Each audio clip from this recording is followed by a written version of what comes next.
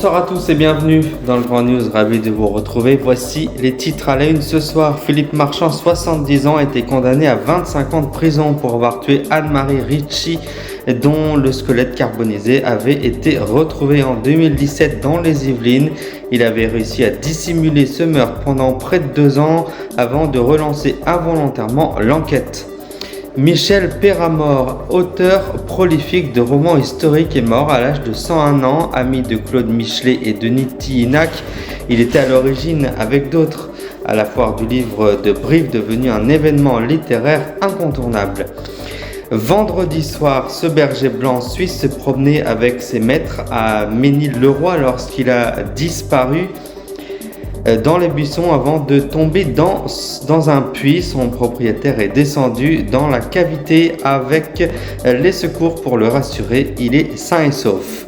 Le 11 mars 2011, le séisme record suivi d'un tsunami frappait l'archipel nippon situé en face de l'océan. La centrale nucléaire de Fukushima fut heurtée. 165 000 personnes furent évacuées en urgence à cause d'une émission radioactive. La RATP prévoit un trafic normal dimanche et quasi normal lundi. Alors que la grève se poursuit, le réseau RER reste fortement perturbé par le mouvement social selon les prévisions de la régie. Le mont Merapi de l'île de Java, l'un des volcans les plus actifs au monde, est entré en éruption ce samedi. Depuis ce matin, un gigantesque nuage brûlant s'élève au-dessus du sommet à une altitude de 3000 mètres. Quelques images dans cette édition. L'homme se faisait payer pour faire entrer des colis à l'intérieur du centre pénitentiaire de la Talaudière. Le surveillant a été confondu par des écoutes téléphoniques. 9 autres personnes, dont des détenus et des membres de leur famille, ont également été condamnés. Et puis à la fin de ce grand news, l'association des enfants et des arbres vient à l'aide aux agriculteurs à planter des arbres. Des élèves de CM1 sont venus effectuer le reboisement chez Lionel à Luc dans le Var, l'une des communes les plus chaudes de France. Les accords de Paris prévoient de dresser 25 000 km de haies chaque année d'ici l'année 2050. Voilà pour les grandes lignes que nous allons développer ce soir.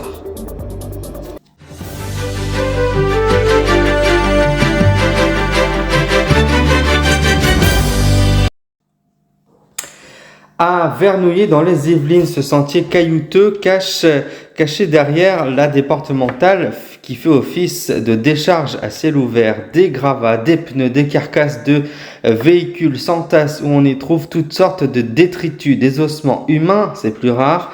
Alors ce 31 août 2017, 2 promeneuses filent au commissariat voisin signaler leur découverte: une cage thoracique, un crâne, un pied, un fémur, divers os de toute taille, un squelette carbonisé.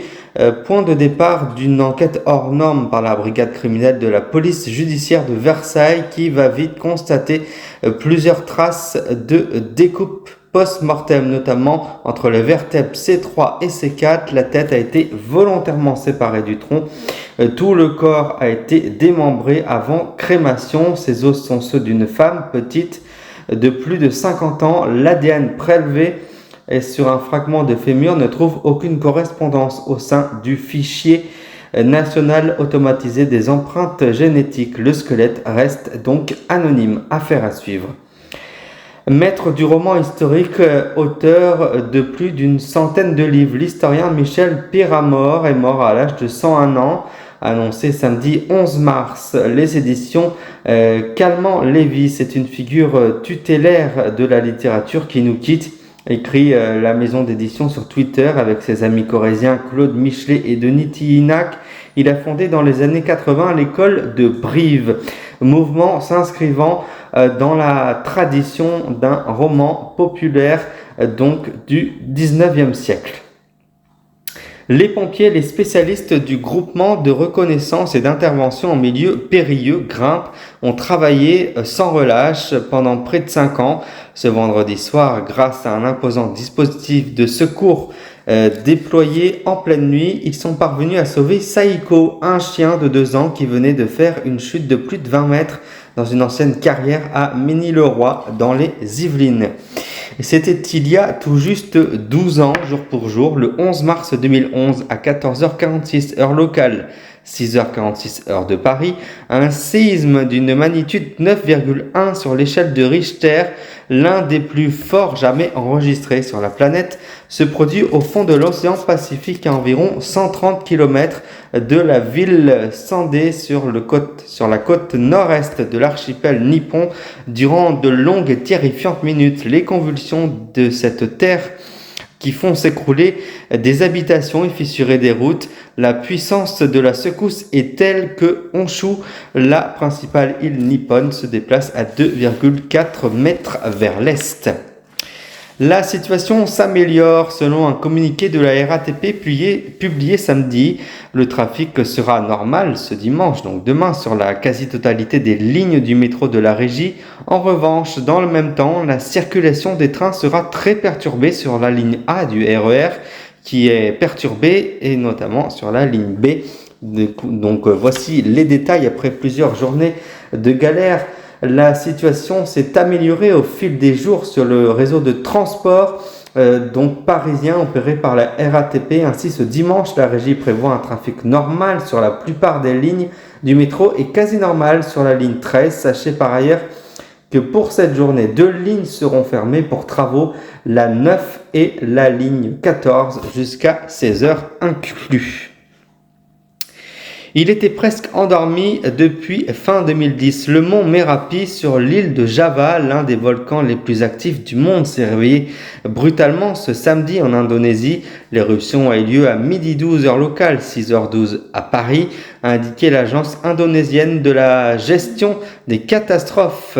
Aucune victime n'a été signalée dans l'immédiat selon les autorités qui ont établi une zone de restriction de 7 km autour du cratère. Sur des images que vous voyez juste derrière moi, diffusées plus tôt dans la matinée par la chaîne de télévision locale, des maisons et des routes donc dans un village proche du volcan qui est entré en éruption, étaient recouvertes de cendres. Au moins 8 villages situés aux alentours ont été bien sûr touchés, a indiqué dans un communiqué un officier au service dans l'un des postes d'observation du mont Merapi. Je vous laisse découvrir ces quelques images que vous voyez juste derrière moi.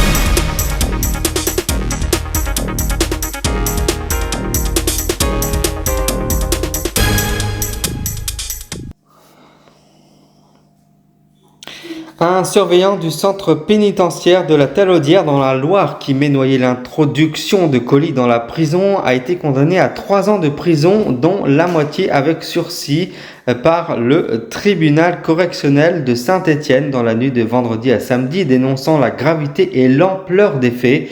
Il a été donc condamné d'office car la mise sur écoute opérée en juillet et en août 2019 ont révélé la vérité sur le contenu de nombreux sacs que ce surveillant parvenait à faire entrer dans l'établissement sans être contrôlé par ses collègues. Denrées alimentaires, drogue, consoles de jeux, téléphones portables, stupéfiants et même une piscine gonflable.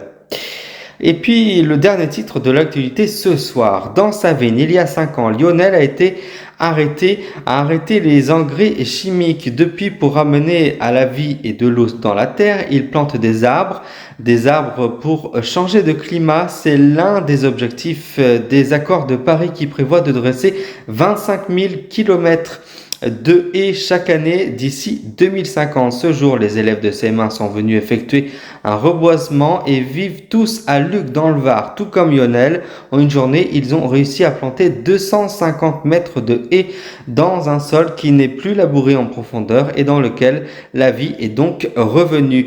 Garder l'eau, c'est l'enjeu de cette commune qui est l'une des plus chaudes du pays.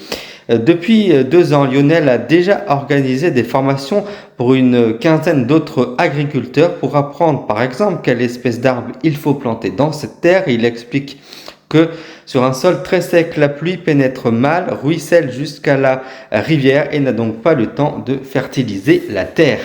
Le rappel de la principale information: Philippe Marchand, 70 ans, a été condamné à 25 ans de prison pour avoir tué Anne-Marie Ritchie, dont le squelette carbonisé avait été retrouvé en 2017 dans les Yvelines. Il avait réussi à dissimuler ce meurtre pendant près de 2 ans avant de relancer involontairement l'enquête. C'est la fin de ce Grand News. Merci de l'avoir suivi.